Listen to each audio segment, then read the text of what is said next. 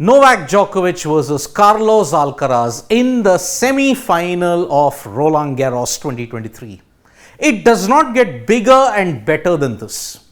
It is actually, if you look at it, the passing of the torch moment. Remember, the big three had dominated tennis for quite a long time. Federer, Nadal, Djokovic. Federer has retired. Nadal is probably going to play his last competitive season in 2024 and he's missing this French Open due to a hip injury that he sustained. Now only Novak Djokovic remains, and if you look at it, 22 years earlier in 2001 there was a moment which symbolized that one era had ended, the other had begun. Pete Sampras versus Roger Federer in Wimbledon. At that time, Federer defeated Sampras in 5 sets, and that was when you saw that the passing of the torch had happened. Are we going to see a repeat of that in the French Open? Because remember, whoever wins this semi-final encounter, Alcaraz and Djokovic, whoever wins that, could go a long way in winning the French Open. Remember, if Djokovic beats Alcaraz and wins the final, then he will win the French Open for the third time. If Alcaraz beats Djokovic and gets into the final, he would have won the French Open for the first time after winning the US Open previously. Now, how are the odds stacked in favor or against both the players? In this preview, I am going to tell you what are the chances of Djokovic or Alcaraz doing well in the French Open. So, if you want to have a good view about what Alcaraz and Djokovic they have progressed in this is the road to the semi-finals that they have had. In round 1, Djokovic beat US's Kovacic 6-3, 6-2, 7-6. Then he beat Marton Fucsovics 7-6, 6-0, 6-3 and also beat Alexandro David Fokina 7-6, 7-6, 6-2. Varias in the previous game, he beat him 6-3, 6-2, 6-2. But in the quarter-final, he lost one set against Karen Khachanov, and remember, Khachanov was touted to be one of the contenders for the French Open because of his aggressive style of play. Now, Khachanov, he was stretched to the limit, Djokovic, remember, but 4-6, 7-6, 6-2, 6-4. So, along the way, Djokovic has hardly been troubled except for the quarterfinal clash against Khachanov. One set he's lost. What about Alcaraz? You'll be very surprised that his progress is all but similar.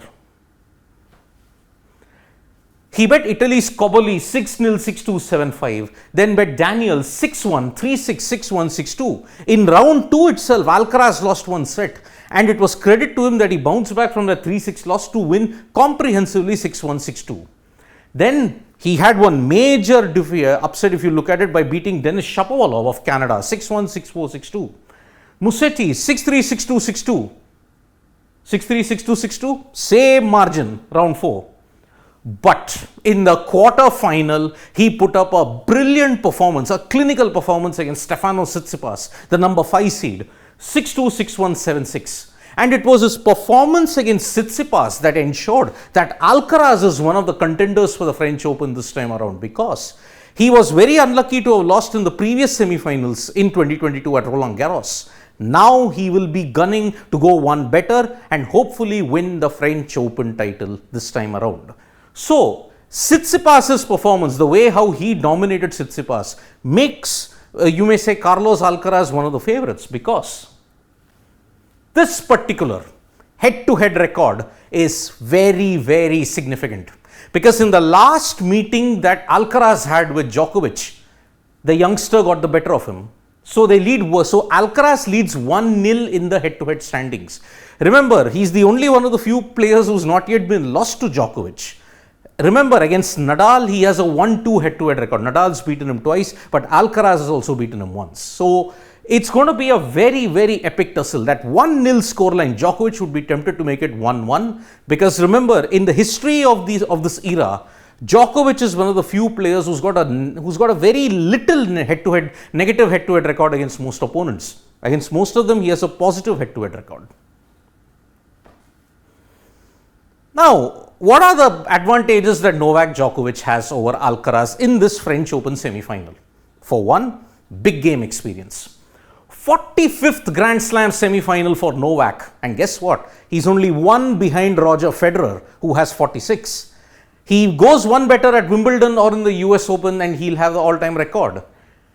Now in clay, if you look at it, 262 to 66. He's won 262, but he's lost 66 games. And that is the lowest, if you may say, if you look at the win percentage calculated, that is the lowest he has for any surface. So Djokovic can be vulnerable on clay, but such has been his dominance in all surfaces. Because it coincided with the Nadal era of dominance, you can say that this might be a slight aberration, his record on clay. But he was the first one to win 2 Grand Slams in the Open era. Nadal followed only much later. What's about Tsitsipas? I mean, what about Alcaraz? After the win that he had against Tsitsipas, 1 Grand Slam title that he's got, that is the US Open of 2022. It is the first semi-final for Alcaraz in Roland Garros. Won Barcelona and Madrid prior to this and beat Djokovic in the Madrid Open in 2022. That is the 1-0 record that you're talking about. He defeated Djokovic in the Madrid Open of 2022, and what was the Madrid Open surface? You guessed it, clay. So Djokovic in a way faces an uphill task because his winning percentage is the lowest on clay, and Alcaraz has beaten him on clay as well. So the passing of the torch moment could be seen very, very soon. If Djokovic beats Alcaraz, then he continues his era of dominance. Because remember, plenty is at stake. If Djokovic wins the French Open, 23 Grand Slam titles, the most that any male player would have had in history. And he'll be level with Steffi Graf. He'll overhaul Steffi Graf and draw level with Serena Williams. Then he just has 2 more to overhaul the all-time record of 24 Grand Slam titles. So, looking at the way how this match is stacked up, very difficult to call a favorite. You may say that Djokovic holds a slight edge, but Alcaraz, he's been in prime form.